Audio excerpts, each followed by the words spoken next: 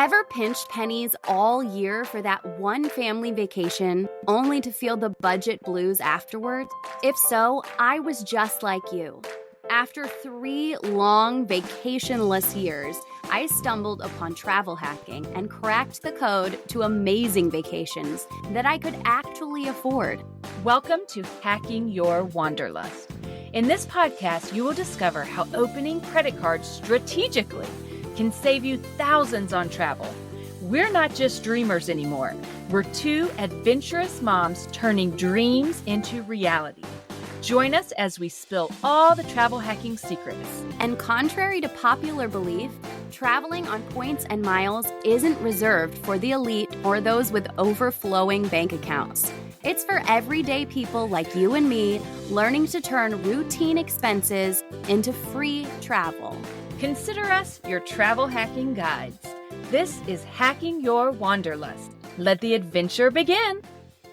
Welcome back to Hacking Your Wanderlust. We are so excited you are with us today. I am your co-host, Jo.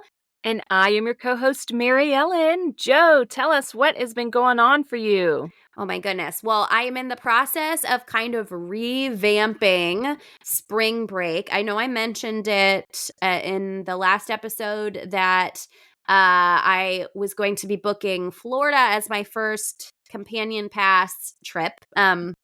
And that is because I originally planned to do it over President's Day weekend. But when I was looking in the portal and getting ready to buy our Universal Studios tickets, they were running a deal where if you buy the 2-day, if you buy the 2-day instead of the 1-day on points, you get 2 days free. And so nice. It got me thinking how much nicer it would be if we just spent a little bit more in terms of points, but kind of just had some time to work our way through the park. So yes. Then I got to thinking, how can I make this happen? And I was like, oh, obviously spring break is coming up. So it's probably going to be pretty crazy, but it was going to be crazy over President's Day weekend anyways. So now we're going to do it in the middle of a week, like a Monday through Thursday type thing. Sometimes I love that when you can do it a couple more days, it takes a lot of the pressure off. I found that a couple times when we went to like Disney World and we only had 1 day, then it was like, okay, we got to go all in. We got to be moving it every step of the way. You know, like there was just so much pressure to see everything at once. And so spreading it out over a couple days, I bet will be more fun because you can kind of take it at a more leisurely place and just soak it all in. For sure. And, my daughter is just the kind of person who can easily get excited about something and then feel the crushing weight of disappointment. Like if the line for something she really wants to ride is 3 hours and we only get to go on 2 things 1 day in the park. And I was just thinking about how that could be a bit of a letdown. I mean, I can prepare her all day for what the lines are going to be like, but reality is if we went for 1 day and we didn't have time to do very many things, that would be disappointing for both of us. So Right. I'm revamping it. And one of the added bonuses is that this will ensure that I have the companion pass before we go. So Right. I can rebook those flights with my companion pass. They're already booked on points, so I will get the points back for her seat. And that makes me very happy. And we'll be staying at the Hyatt across the street. They have a shuttle. And it was like a weirdly cheap Hyatt. Now, the dates were more expensive than the February dates. So it was, I think, $8,000 a night when I originally booked. The dates now are $8,000 for the first night because it's a Sunday night. And then the other 3 nights are $9,500. That's good, though. That's still so good. It's still really, really low. So even adding an extra day or 2 to the mix, depending on when we decide to come home, totally worth it for me. And we will just be able to make our way leisurely through. We get to do all the Harry Potter stuff that I want to do. Yay. We might have 1 day for like her priorities and 1 day for my priorities because they're not. That's a great idea, though. Kind of think about what's most important to both of you, and you'll have plenty of time to get it all in. Right. We'll load up on free breakfast in the morning, and then we'll probably have a fun treat in the park every day and then figure out dinner. And it's just going to be a very travel hacked trip. And I'm really excited to get back and tell you all about it. But now I just have to wait a couple months for it to actually happen. What's the pool situation at that hotel? Do you know? Do they have a nice little pool you can lounge by when you're not in the I park? have to be honest, I did not even look. Oh, okay. I actually need to do That's that. me with young kids probably thinking of pool situation and nap time and coming back during the day for that kind of stuff. Right. Well, I love a pool. I would love to lounge by the pool, but what I was focusing on was points per night and then also distance from the hotel, distance from the airport, like trying to figure out not distance from the hotel, distance from the park and distance from the Right. airport and like how we were going to get there. I wanted to make sure it was something close with the shuttle, so we didn't have to be lifting all over the place. Anytime you can eliminate a rental car from the situation, I feel like is a win. Absolutely. And I didn't want to do it and we don't have to. So it's going to be I'm just so excited. Yay! Sometimes that's how I pick destinations, honestly, especially for weekend trips. I'm like, okay, let's look at what cities have maybe a good deal on Southwest, not too many points that we can zip to with the companion pass, and what cities can I navigate without having to get a rental car. You know, where was a challenge for that is when we went to St. Louis. We wanted to go to Gateway Arch National Park, and it's not the easiest to do without a rental car, but we made it work. Did We went you? to the zoo. Yeah, we rode the actual public transport, the You took train, the and metro? we took the metro Wow. in St. Louis, which people told me, I don't know if that's the best idea, but honestly, it worked. It was It's fine. And then totally fine. we got an Uber for the rest of the way, and we never did use a rental car, so it saved money, and it was doable. It's maybe not the best city for that, but It's it was not. definitely doable. It's not. St. Louis is not a walking city. Their public transportation doesn't go very far. It's really not ideal. So I'm very impressed that you managed to do that. I also look for the same thing. I'm like, where do I not need a rental car? Where can we walk a ton? Where can we take the train? Or the complete opposite of that, which is where is within a couple hours of my home so I can drive there. I Right, don't want to right. rent a car. I saw a funny thing on the internet the other day, funny reel about Midwesterners. I made me think of you and driving. You know, they're like, "Oh, it's only 15 hours away. We can definitely drive." Why would you fly for that? I saw the same thing, and it's 100% me because growing up, we never flew anywhere. Ever. No. Everything was a road trip, and I thought that was normal. Like, if it's under 15 hours, of course you're driving. Who would fly? That's ridiculous. It was not until travel hacking that I was like, oh, obviously we're going to fly as often as possible. My parents still don't totally understand that. Sometimes they're like, "Well, you could just drive." And I'm like, "I know, but I don't mind flying. And then I don't have to concentrate, or I can move around some. I don't know. Even if it's going to take the same amount of time to fly or drive, sometimes I will opt to fly just Oh, because yeah. to me, it's a little bit more fun, a little bit more relaxing. And everyone's different. Some people would totally disagree, but Well, I don't mind flying. as the person who had to be the driver for the 5 hours to Chicago, I really was appreciating my fiance at that moment because he always drives and he was not with us. And I was like, it's hard. It's hard to be the person in charge of the car. I like to be the person with my feet up on the dashboard reading my book or taking a No, no, nap. no. See, this is because you have entered a different stage of life than me. I am still in the stage of life where I have little kids in the back Oh, yeah. who are constantly asking for things, for snacks, for, turn on my show. My tablet's not working. Turn back on the hotspot on the internet, like Oh, I do not constantly. miss that. So I prefer to drive because I'm like, no, you sit there and have to keep turning around backwards and like trying to help them with things. But, we take turns, we work it out. That's so funny. My fiance won't let me drive. When he is in the car, he wants to be in charge. He doesn't want to panic that I'm like not paying attention. I'm a great driver. I don't know what he's talking about. But anyways, that is beside the point. Mary Ellen, why don't you tell everybody who we're having on the podcast today? We are so excited about it. Today, we are talking to Jordan from the Frugal and Free Travelers. He and his wife are an amazing dynamic duo. They've got 2 little girls, and they have done some incredible travel hacking. Tons of international trips. They have gone business class. They are really kind of masters of it all. His wife is a fantastic photographer. They make some really cool and really helpful videos, so I think it is going to be great. I think they gained a lot of notoriety for a post they made saying that they went on 9 trips in 1 year for under $4,000. So they are the masters, and I am always excited to learn more from people who really know a lot in this space. So without further ado, I think we are going to bring Jordan on to talk to us. Let's do it. We have today with us Jordan from, make sure I'm getting this right because I keep switching the words around. It's the Frugal Free Travelers. Yep, you got Okay. it. A lot of words there, but For some reason, I always say free first every time we were talking about this. So we got to make sure we get that right. And we'll, of course, tag you and have you go over it again at the end. So welcome. Thanks for coming on today to chat with us. thanks so much for having me. We love your content. We love your international videos and everything like that. And as I mentioned before we had technical difficulties, I also now love that you're a Midwesterner. So I always have to point out when at least I guess that you weren't from the Midwest, but you live here now, so it counts. Yeah, I've been here over a decade, so I think I'm starting to adopt it.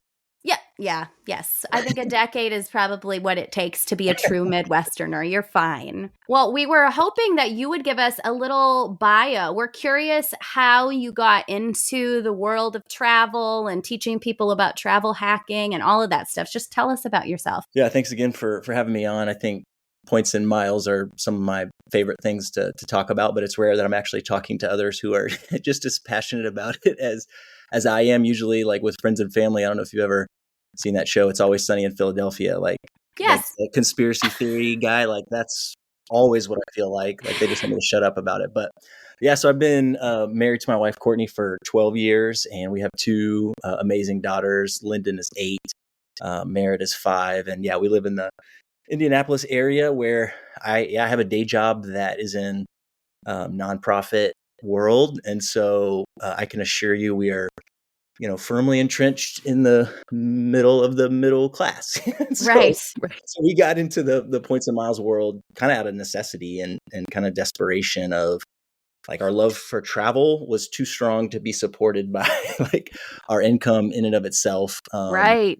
And so like the reality was like I wasn't following in the footsteps of Courtney's dad, who's a financial planner. My mom was a really successful sales rep. Like I'm in nonprofit administration, so like there's only certain things we can prioritize in the budget. And so I personally got into credit card rewards. Probably it's been a while because I think my first card was the Chase Freedom, like right when it opened, and that was like I want to say like 06, 07. And then I started with just cashback, so with the Freedom and the Fidelity rewards card, but really probably like dove into actual like travel rewards. Like my first card was the Chase United card. Okay. Probably, a decade ago or so. But yeah, now probably like 60 or so credit cards later, like I probably say we're all in at this. All in. It sounds like you are. Did you know when you were opening those first cards, like, did you even know welcome offers were a thing, or you just got a card and it happened to have one? Oh no, that first Freedom card, I was just like, hey, if I'm making purchases, I want to get a little something back. Right. It wasn't until, probably 6-7 years later that I like actually started getting all the way in. Wow. Jordan, do you remember back? Okay, so you started with that first Freedom card, which was actually one of our family's first cards too, back kind of before we knew that, before there was a name for travel hacking or a name that we knew of travel hacking. Yep. But do you remember what was your first redemption? And maybe it wasn't a big redemption, maybe it was small, but that first points redemption, I feel like is so sweet because even when it is something little, it is just so exciting. Yeah, I was racking my brain. I don't remember our first redemption explicitly. Like, I don't know if you're like me, like anything 6 or 7 years ago or more is like kind of blurry in my mind. Like, Yes. but I bet it was a few United flights from that first, United card I opened, or we got on the Southwest train like really early too. So just simple flights, like getting back to see, my parents in Texas, see family. But I do remember, like, bigger than any specific trip. Honestly, I remember the high that I got on those first couple of redemptions, like that thought of like, is this real? Like, this has got to be Yes. fake. Like, is Yes. this a scam? The IRS is coming for us. Yes. That's what it feels like. I am on the list, and because I am a natural skeptic. That's just kind of how I look at the world. And so I had to research, like, honestly, for weeks, like, what's in it for the banks? Like, the credit card issuers, and then I found the economics that supported it. Like, hey, they're getting 2 to 3% every time you swipe. Studies show that 60 to whatever 84% of Americans don't pay off their credit card statement balance in full each month. Like, they're getting money from that. They're getting money from late fees when you don't set up auto pay. Like, they're getting annual fees. Like, this is not a handout for them. Like, the banks are making their money. I'm so glad you said that, because that is not something you see people talk about a lot in this space. And it's something that we like to talk about, especially don't use a credit card if you can't treat it like cash, which is a huge one. We don't want anybody going into debt for this hobby. If you're going into debt, you're not getting anything for free. But the things that you just said, I've really never thought about what's in it for the banks. And I think that's good for people to think through, especially if they're on the fence and they're a little skeptical. Like, how could this be real? Yeah. Those are good, solid facts to keep in your head. Like, they're using points and miles to try to secure you as a customer, right? They want to bring you into their ecosystem, but there is an alignment of incentives, right? Like, I just decided I don't want to be their most profitable customer, right? Right. Like, because we pay off our cards each month, we set up auto pay to avoid late fees. We're not going to put on more money on credit cards than if, we were using cash or a debit card. Absolutely. But I think, like, I got that high, and then I combined it with like logic and like, hey, this is legit. And then it was off to the races from there, because that high I felt those first couple of times, right or wrong, I've been chasing it ever since. So. I mean, it really is unreal. And it blows my mind when people are not like me in that way. You clearly are. We both obviously are. And I'm always like, why would you not want to do this? I had a best friend just spent like $3,000 to go on a trip to Mexico. And I was like, I could have helped you do that for free. And she didn't want to. That's our full like travel budget for the year for like 10 trips. Yes. We actually saw that on your blog. We put it in the intro, is that one of your big things that people really caught their attention was that you went on, I think it said 9 trips for under $4,000 in a year. Yeah. I don't understand people who don't want to do the research and don't learn. That's fun for me. And so we decided, we're just going to do a podcast, and whoever wants to learn will learn. I think it can be so intimidating for people because there's a lot to learn, or it's confusing, or they're nervous. So it kind of starts as this rabbit hole, and then you start learning more and more, and then you do get hooked. Like you said, you kind of feel that high of, oh my gosh, I made this happen for my family. So that's a big thing we're trying to do here, is just kind of help people see, like, we're normal people. We have jobs. We're middle-class people, but we know how to work the system to our advantage and really take advantage of our everyday spending. We're not rich. We're not flying business class because we just have so much extra money. Right. We've learned how to do it the right way, the smart way, and it is attainable for people who have a decent credit score and can responsibly use credit cards. There is no reason not to go for this. Yeah. I mean, I think there's some of your listeners are just the people who will naturally just find this like a game, right? They're going to want to figure out the puzzle, and it's they're going to seek that high. But I also think there's the other people who it's going to feel like stress. It's going to feel like a burden. It's going to feel like a chore. It's like we're recording this right in the new year, and there's some people who are getting back into the gym, and it's just like begrudging. But it's like, whatever your motivation is, it could be that you like the puzzle, or it could be that, this is worth the work because I want what's on the other side of this. I think you figuring out either way, like, find your motivation because it's worth it. Yeah, Yeah. I love that. That is so true. And it really is about a lot more than just fabulous trips. I mean, you said for you, it's going back to, visit family in Texas or whatever. We've just been able to do things that we would never have been able to do before. I just took my daughter to Chicago for her 12th birthday. I would Wow. never in a million years have been able to spring hundreds of dollars on a Chicago weekend for a 12-year-old. Right. It wouldn't have happened, and we were able to do it. And it's like, it does not feel real. Sometimes I just have to pinch myself. For sure. I think as a parent, there's a lot of value too. And I think probably here we would all agree in showing our kids outside of our bubble, right? Mm. Outside of our community, giving them kind of eyes for the world as a whole and other communities and how they live and how they work. And there's just so much value in what this hobby does Yeah. for our children and in their upbringing. And I think that is valuable for a lot of people. Honestly, that's the biggest reason we got into this, to show them that the world is much bigger than Indianapolis, Indiana, or the United States. There's people that are different than us with different values, and their uniqueness we want to celebrate, not demonize. So Absolutely. That's really cool to see kids get to grow up in that. It makes me a little sad that I feel like I got a late start in it, but better late than never. start when you know. Yeah. Absolutely. Well, how about you tell us of your favorite trip of 2023? Maybe Yeah. can you pick? Is the question. Yeah, I did go through the kind of Rolodex, and the first one that popped in my mind is Courtney and I got to in May of last year. We got to go down to Peru, just the two of us. Ooh. So yeah, Grandma watched the girls, and we used an Alaska Airlines mileage plan, little sweet spot where it's like 45,000 Alaska miles to fly on LATAM business class. So it was JFK, New York City, down to Lima. LATAM actually, I think, kind of gets a bad rap. They have newly updated business class in their 767, and it was fantastic. And then Awesome. we got down there, spent a couple days in Lima, and then we went to Cusco for Machu Picchu. And so we used Hilton points for a great stay. The Hilton Garden Inn, it sounds pretty meh, but it was actually really, really nice. And then we obviously got the 5th night free. Mm-hmm. We used points as a Hilton Elite, that just status that we didn't get from actually staying, but from one of our cards. But Right.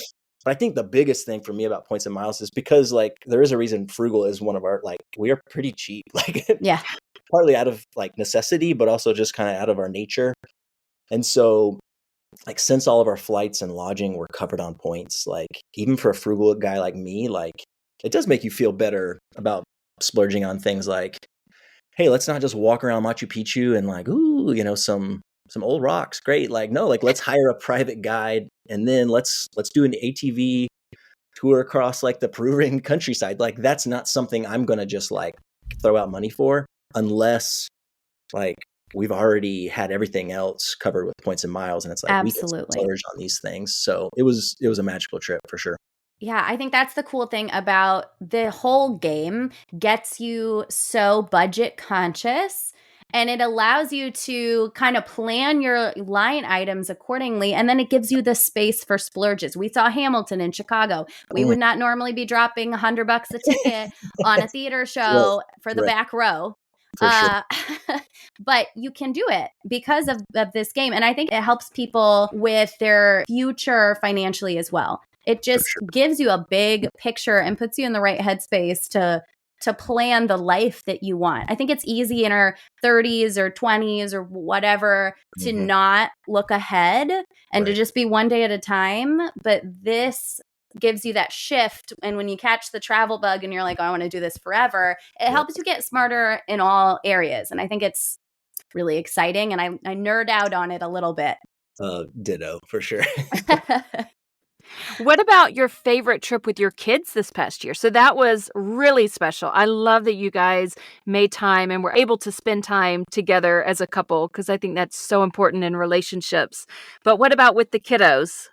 Oh man, we had some good ones. So some honorable mentions. We did Bahamas and stayed at the Hyatt, the Baha Mar there, and then probably the biggest though for me is we did for fall break we did Istanbul, Oh, for a couple wow. days, and then we went up to we went up to Venice for a couple days, and then we finished in Vienna and came back. And then on the way back, like speaking of nerddom, for the first time got to fly on 747 in the top. So like Ooh. Queen of the Skies, like I'm like nerding out, and Courtney's just laughing at me, but mocking me as she should. But I'm just like, I haven't taken as many videos in those 7 hours that I have in my whole entire life. But I would have been doing that as well. That's so awesome. So that was a ton of fun. But yeah, Istanbul, like probably one of my favorite cities in the world. Like the people were incredibly friendly. The food was amazing, like pretty like economical. And then you finish in Vienna, which is the opposite of economical, but right. It was still cool to see. But and just comparing and contrasting with the girls, like, hey, what's different here? Like as we're going into the Hagia Sophia in Istanbul, and the girls are wearing head coverings, like just that's different, like but not wrong. It's different. Like what's unique about it, and let's celebrate differences. And so yeah, it was so great. A trip. I'm really impressed that you were able to sneak that into a fall break. How long is your fall break? It is year-round schedule here, with actually really helps for travel for sure. So we have just over 2 weeks for both winter and spring break, and winter and fall. So people who've never seen year-round school push back on it a little bit, because it does take kind of a whole community buy-in and adjustment. But I don't know, I'm kind of in favor of it, and because of traveling for sure, but as a former teacher for kids too, and learning, and I think it's so good for them, but definitely for traveling, because you get these little 2-week breaks at off season when things aren't so crazy and busy. For sure. Yeah, I think as a parent, when I had young kids, it was my nightmare to think of that kind of schooling. I was always that working mom that I'm like, what is she supposed to do? Where did she go? But now I can't get enough of her breaks, and there just are never enough to take all the trips we want to take. Yeah, we don't like it when she. Yeah, we don't like it when she starts on July 31st, but we definitely like it in October when that rolls around. Right. Yeah, that makes a lot of sense. I saw that you guys went to Portugal, and that caught my eye because we have a family member who's purchased a home in Portugal and offered a space to come visit. And so I wondered if you had any highlights from that trip, or places that you feel like absolutely must see.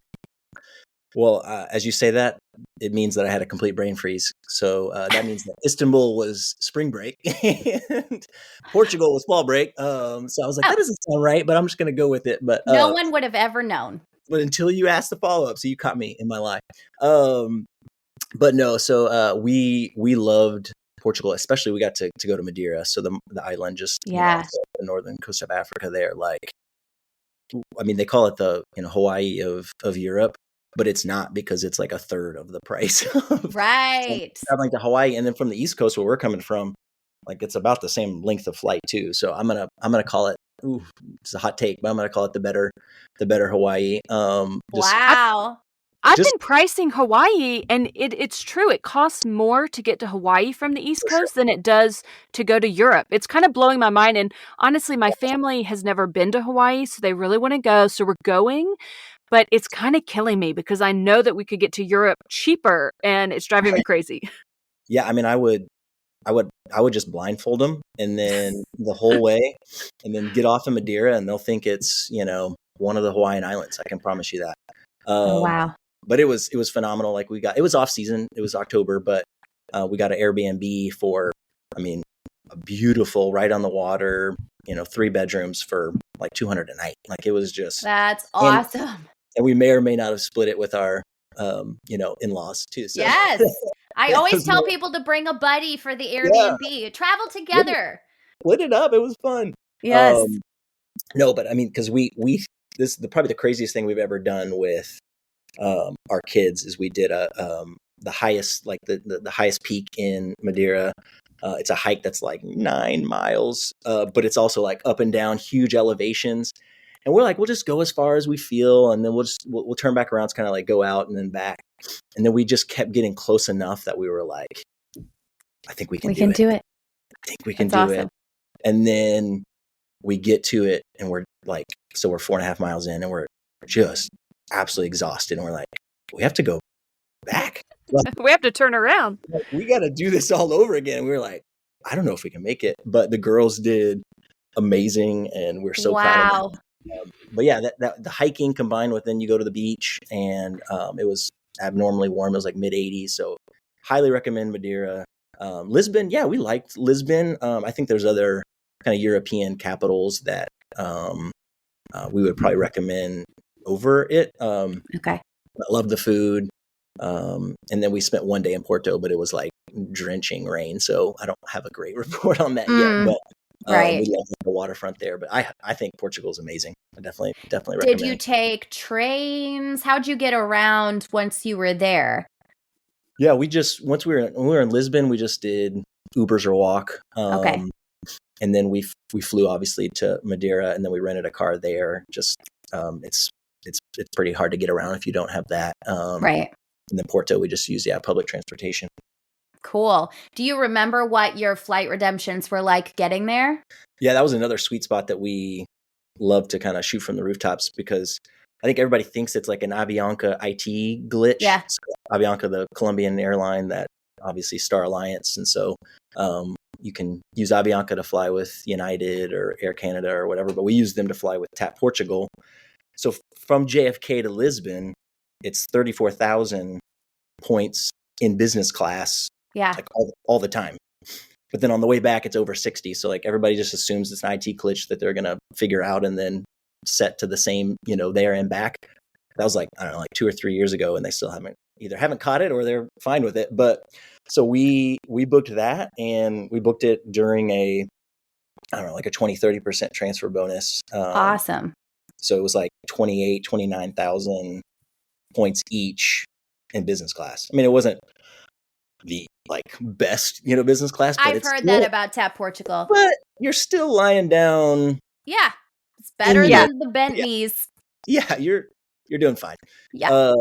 Honestly, the biggest bummer was just that it's like a 6-hour, 20-minute flight from JFK to Lisbon. So it's just so fast. It's like that is wild. Yeah, it's just like on the same whatever latitude. Like it was just like that's almost too short if you're in. I think it makes a little more sense why they bought a vacation home there. Like that's an easy place to get to. Yeah, that's quick. Yeah, and they can rent it out the rest of the time. Pretty smart. One thing you said that some of our listeners are kind of new to the points and miles world, and so you brought up a great point, and that was capitalizing on transfer bonuses. Mm-hmm. So if you're in the Chase family, if you're in the Amex family, every month they kind of offer month-ish. They offer bonuses, different things. Air Canada might have a 20% transfer bonus, or Iberia might have a 30% transfer bonus. And so it's really helpful when you can capitalize on that for building your tickets because it just makes your points go so much further. For sure. Like one of our very first business class redemptions was like Delta One. And we used the Virgin Atlantic where they've got the 50,000, points for, Europe business class. And I think it was during a 40% Virgin Atlantic transfer bonus. So wow. It was like 30 something thousand. And you're just like, I feel like this is cheating, but okay, let's do it. That is awesome. I saw the Built app was on their rent day just this week was having these massive transfer bonuses. I didn't have any of the right points to transfer, and I was really upset about it. It was like a one-day thing, but transfer bonuses are so awesome. Have you noticed any rhyme or reason to when certain ones come out, or is it kind of just like a Russian roulette? I feel like it's the same, like airlines that are pretty consistent, like Air France, Air Canada, Avianca, where I don't know fully the economics of that, but I feel like there's a few, like they're never doing those to like ANA. There's certain one, like Delta, like there's certain ones that like it's just, profitable enough for them that they don't need to do it to those. But I missed the time like a couple years ago in September, like American Express did like, I don't know, 10 or 11 at once in 1 month. Wow. So that only happened once and I haven't seen it again. So that's kind of a bummer, but. Oh, that is too bad. Well, it kind of in that vein is, are there any other apps like the Built app or like Rakuten? Do you mess around with the shopping portals and the offers and kind of other ways to do points besides just welcome bonuses? Yeah, one of my favorite apps, and it's not a specifically like a points and miles app, but it's the Flighty app, just because then that goes back to the nerddom kind of piece of like it just tracks all of my flights coming up. It tells me if there's a cancellation before even the airline tells me. It tells me like where's your Oh, plane wow. and how many miles that I flew last year, and That's awesome. I haven't even heard of this. how many countries you've been to. And yeah, it's really fun to kind of nerd out on it. But last year, I think we earned, just under 100,000 American Airlines miles by using the Advantage shopping portal. So like Wow. the running joke in our house was like what meal or wine subscription box was coming this week. 'Cause I'd find when it's at the all-time high of like Blue Apron is 5,500, and like with those like first box, discounts, like you easily can get a box like for $9.99, and so you're Right. getting 5,500 American Airlines miles, which we value, I don't know, 1.7, 1.8 cents. You're talking $100 easy in value of miles for a $10 box. Like, again, yes. Yeah. Sign me up. Absolutely. And you just cancel it. You'll just find Yeah. it, target it, and then get rid of it. Yeah, I always watch because they always have different terms and conditions for each. So I think that one's like you have to keep your account open for like 30 or 45 days, but it doesn't say you have to get boxes the whole time. So I'd pause for the 5-6 weeks and then go in and cancel. And they're very explicit, like you can only get one per account number or loyalty account number. So Right. it's not like I got 1,000 of those 5,000 point bonuses, but got one and then you move on to the next one. But honestly, it helped me get American Airlines Executive Platinum status, which That's awesome. I've loved this year. So It seems like one of those things in travel hacking that people think, oh, okay, that's a little tedious. But when then you think about, okay, but it got me enough points to earn a flight to Europe, when you kind of realize, wait, you're not talking about little bits of points. You're talking about points that are adding up quickly and you can actually do big things with. And I like to stack. So I'll do both. yep. I tend to be more of a Chase and Amex girl, Yeah. and both of them have offers that I can stack with the shopping portals, for those meal delivery boxes and services. And it, like you said, it makes it so affordable. And then when you think about how much value those points have, it really is worth looking into and putting a little bit of the time and effort to do it. For sure. 100%. Well, talk to us about how you stay organized doing all of that. Because especially if you're, doing the portal stuff and the stacking and the different cards, I feel like you have a system.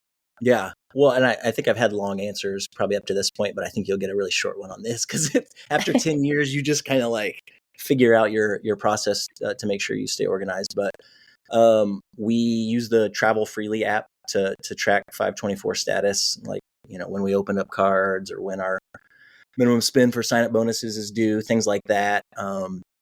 We also have like our own spreadsheet as a backup. Like, I don't know, I like do it at the same time. Just, I don't even know if I really need it. It's just more for peace of mind. Yeah. But that's also where we track like what are our points and miles balances, when are certain points and miles maybe going to expire. And then we also have a checklist that we made for every time we open up a new card. Like I just like automating as much as humanly possible, just because I know I'll forget something, even though I've done it, like I said, 60 times already. Yeah. Like, I still am a human and I'm going to forget things. Like one time I forgot to set up auto pay and I was like so annoyed with myself. And I was just like, I'm not going to let that happen again. So I literally just have a checklist as a little like, note on my, desktop to my computer of like, hey, set up auto pay, add it to the spreadsheet, add it to, the Travel Freely app, set up reminders to close or downgrade the card within a year. Yeah.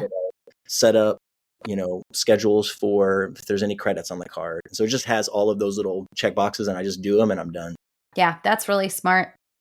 Now, what was your most recent card that you've opened? Yeah. So I'm kind of going in a little different direction than I ever have. Is we opened up the U.S. Bank Business Leverage Card, which is, I know the horror it's a cashback card, which again we've never done. But I think it goes back to that point I was making earlier of we sometimes spend all the time on getting there, and then what we do, like lodging that we have when we're there. But because I am a little tighter, like sometimes I'm just like, we're gonna eat PB&Js for lunch, and we're gonna go out like only one night too, and we're not gonna do these experiences because we have a very strict budget. And then Courtney's like, that's great, but we're in Switzerland. Yeah. Can we do some stuff? And I get it. And so we're just adding a few cashback cards that we just kind of put into an account that's just like fun travel money. I love that. Not for like the things like paying for Airbnbs or, passport renewals, any of that stuff that we do actually just budget for. It's just for the fun, like, okay, let's go to a nice restaurant. Like that's not something we normally would do. So it feels weird because for, I don't know, probably 6-7 years, it's been so heavy on the, travel rewards. But we're just trying something new right now. Well, we had our another guest on, Heather, to talk about Disney, and kind of the first thing she says is when it comes to Disney, you take all travel hacking wisdom and you throw it out the window. And it does focus a lot on like purchase erasers or cash back, because sometimes it's not about the greatest redemption in terms of cents per point or whatever. Sometimes it's about like we are making these memories and these experiences where we're meeting goals that we have for ourselves. How can we reach those? And maybe a goal is to have a fancy dinner in Switzerland, and a cashback card is such a great way to achieve that. I love it. For sure. Mary Ellen is going to Switzerland. Maybe you guys should talk about Switzerland for a minute, because she's got a big anniversary trip coming up. It's true. We're going to be kind of like you and your wife going to Peru. The grandparents are coming, and we're going to do a huge 15th wedding anniversary trip to Switzerland. We're flying business class. We're going to be able to check out the new Capital One lounge at Dulles in Washington, and we're going to fly Air France business class over. We're flying through Paris and to Geneva to start, and then we're going to kind of work our way over to Zurich and fly out Iberia business class. We're going to hop over to Madrid and fly back that way. So we are pumped, and we have quite the itinerary figured out, but I would love to know if you have anything off the top of your head you can remember from Switzerland that you really loved or think we absolutely cannot miss. I think unequivocally Switzerland is my favorite place on earth. And I don't want to set up expectations for you, but I think I just did. But just the majesty of the Alps, the people, even just like there's no moment like you're driving from one thing to another and you're like, where am I? Like I mean, it's probably we haven't been to New Zealand, so like maybe it's a similar vibe for that. Like for me, what gets me the most isn't beaches. I mean, I love hiking, but like it's majesty. Like it's just like beautiful. Like where you're like, this is so unlike Indianapolis, Indiana. Like it's just the opposite. That you're just like, it's just awe-inspiring, and I think you'll just constantly be that way. We loved Bern. Like I don't think it's talked about a ton, but right there smack in the middle, we loved Bern. We flew into Zurich, but then quickly we we stayed at Lake Lucerne, which was stunning, beautiful. I'm forgetting the name of it, but there's like this lookout that you can like literally walk out, I don't know, probably 50, 75 feet. And then you look down and it's glass and you're like, thousands of feet in the air. And then you're looking out to probably, you see like a, 300, 400 mile radius.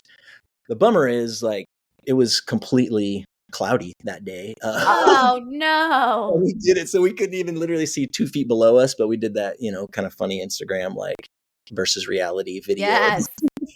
We have definitely done that. We went to the Grand Canyon, and my husband says we can't even say that we've been there, but we have been there, but it was 100% fogged in. You could not see a foot in front of your face off the side of it. So we have been to the Grand Canyon. We did not see the Grand Canyon.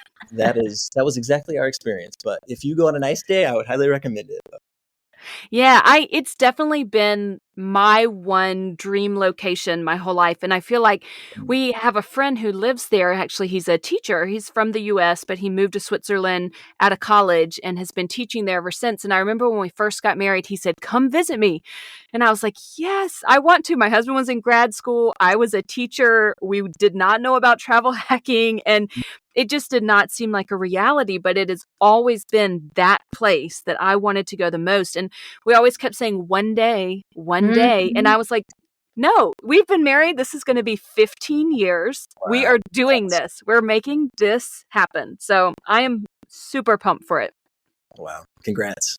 Thank you. Thank you. Yeah, of my 2024, we have quite the rundown for 2024. Thanks to travel hacking, we're doing a lot of great stuff this year, but I know that is going to be probably the most special for me. Yeah. Do you have anything exciting on the books for 2024? Yeah, I think we usually plan out like 11 months in advance, like right when most award inventory opens up. Like I know some people that's just not their vibe, like they're more, spur of the moment, but it's just how we do it. But so I can actually tell you everything we're doing. Tell us, give us the lineup. So we are travel hacking Disney in a few weeks, and so using some of the cashback stuff that we've been accumulating.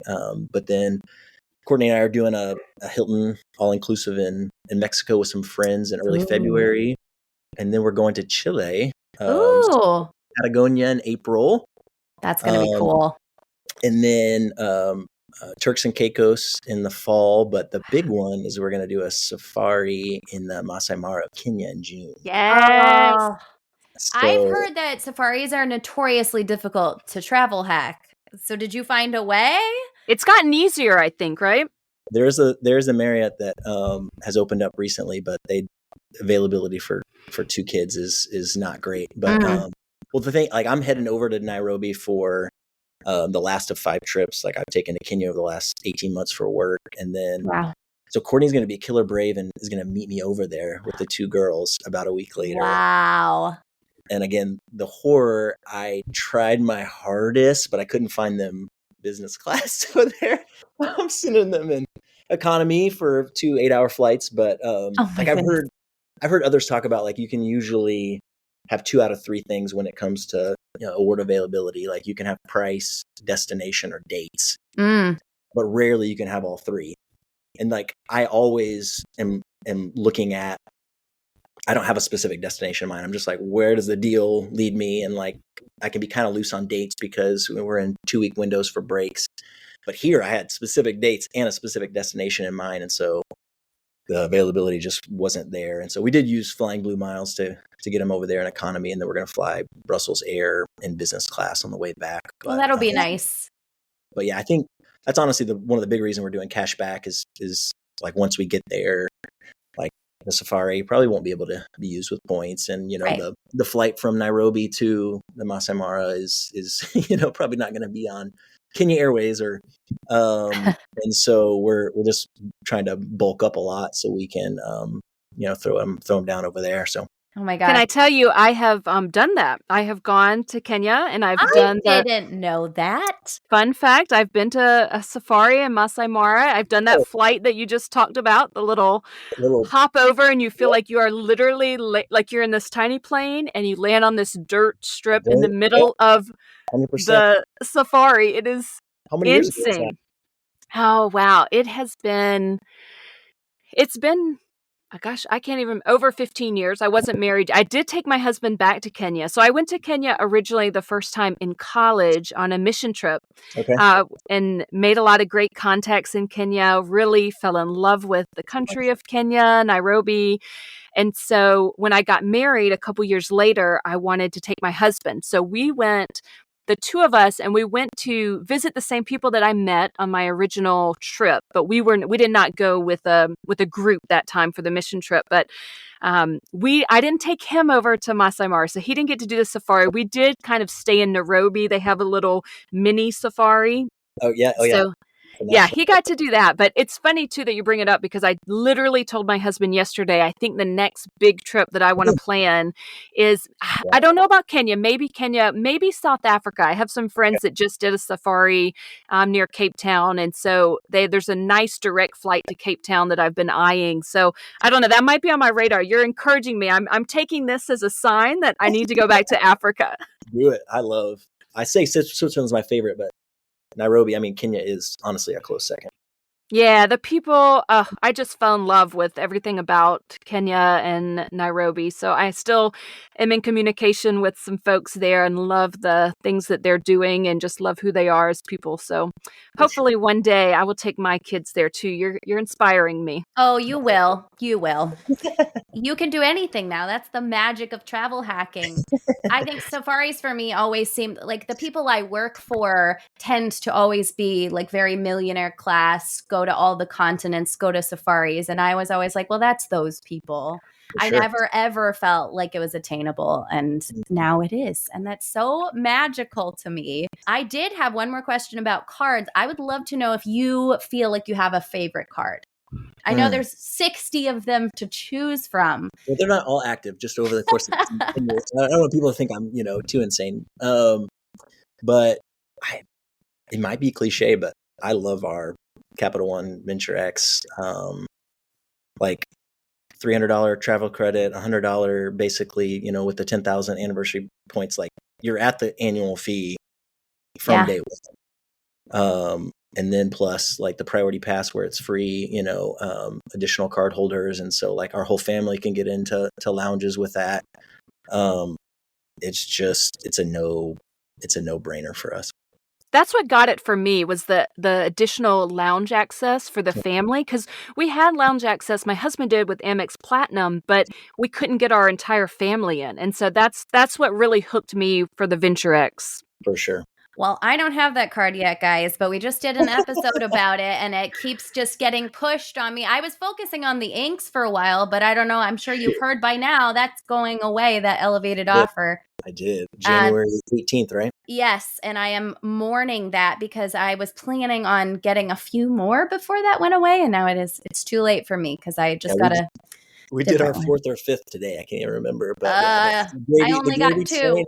Well, between us, but yeah, between my Courtney and I, my wife. But yeah, that gravy train is slowing down, I guess. Yeah, I'm pretty sad about it. I pivoted for a minute to focus on the companion pass because my Vive 24 was all messed up and I've had to wait for certain things. And now it's too late. They will not give me another ink before I run out of time. So that's very sad. Jordan, just to clarify for our listeners, with the U.S. bank card, cashback card that you opened, that's not a debit card checking account situation. That's a credit card that counts as a 524 spot? It's a business card. Okay.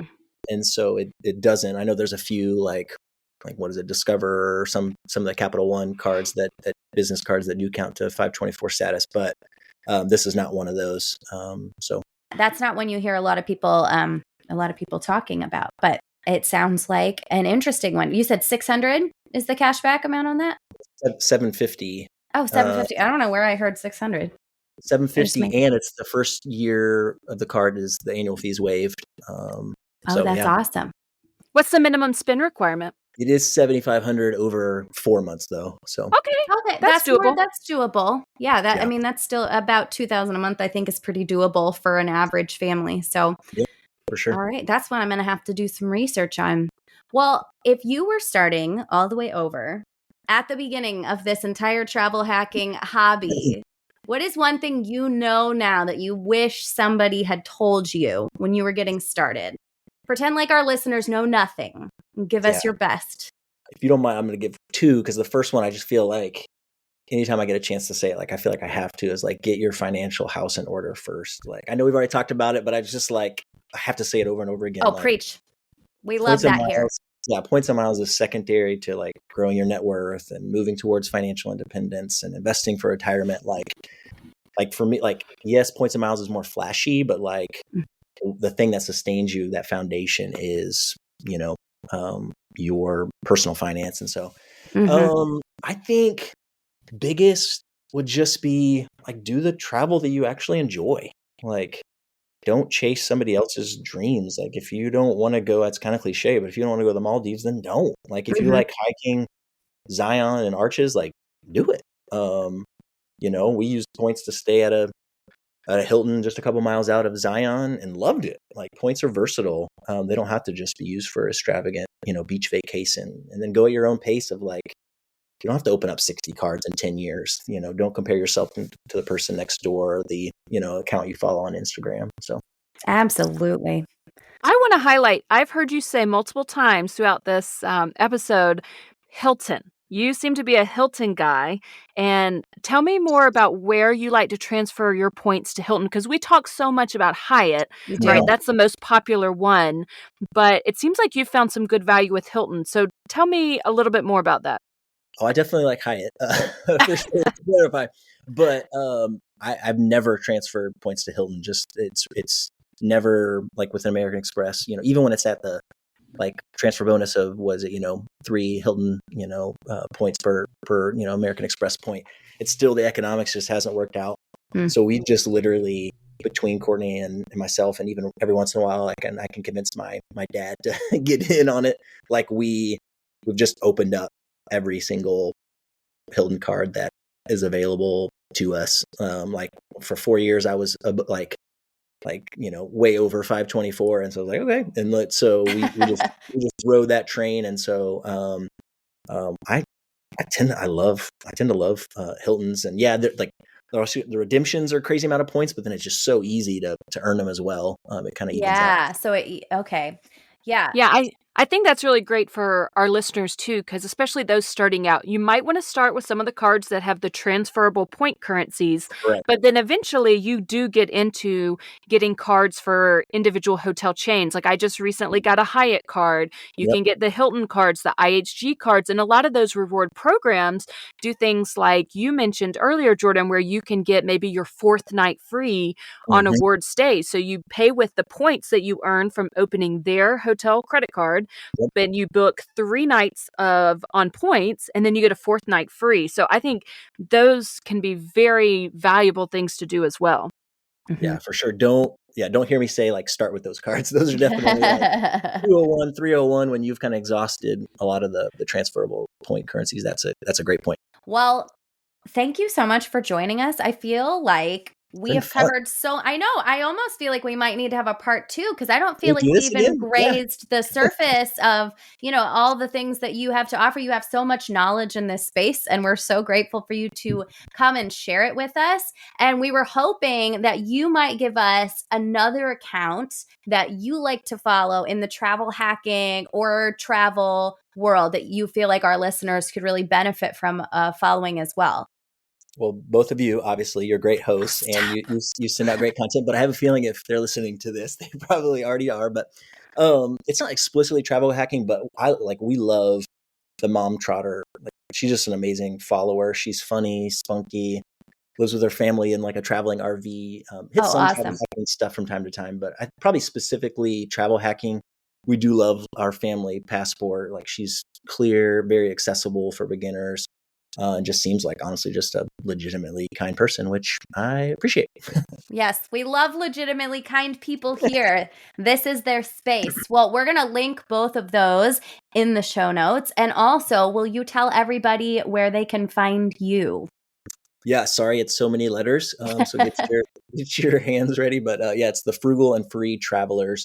So you can find us on Instagram or the frugalandfreetravelers.com. Amazing. Is there anything else that you want to tell our listeners before we go? Anything you offer in terms of like consultations or anything like that? Tell us what you do. That's very generous of you. Yeah. So we have like an intro to points and miles. It's an ebook. When I first came out with it, I called it a PDF, but it's like 60 pages. And so the feedback we got is like, that's very deceiving. Just call it a book, because it's pretty long. But it kind of points to like, hey, if you're this kind of traveler, like, yeah, probably the Southwest Companion Pass or something like this, that's, not as intense, go this way. Or if you're more this person, you want to do some of what we're doing, here's the more kind of advanced way to do it. And then we do consultations as well. Awesome. Everyone can find the link to your website in the notes down below, and make sure you go follow them on Instagram. Their page is very addicting and very beautiful. You'll scroll for hours. So just take that warning before you head over there. Jordan, I want you to give your wife props because I know, is she a photographer, right? She does a lot of that kind of stuff for the account. She is the wizardry behind that account. I'm the content, and she's the aesthetics, the beauty. well, I'll tell her she's doing a great job. Yeah, she really is. Well, thank you so much for being here again. We appreciate your time. It was a joy. If you enjoyed this show today, please consider giving us a 5-star review wherever you listen to podcasts. We would really, really appreciate it. It helps boost us in the algorithm. Mary Ellen, where can everybody find you on social media? You can find me at Family Travel for the Win with the number 4. And you can find me on Instagram and on Facebook at Hacking Our Wanderlust. You guys, it would mean the world to us if you would use one of the links in our show notes or find us on social media, shoot us a DM. We'd be happy to send you a referral link and answer any questions you may have about cards you're interested in. Do not Google, find a link. If you have any questions, please send them our way at hackingyourwanderlust@gmail.com. And we will see you next time.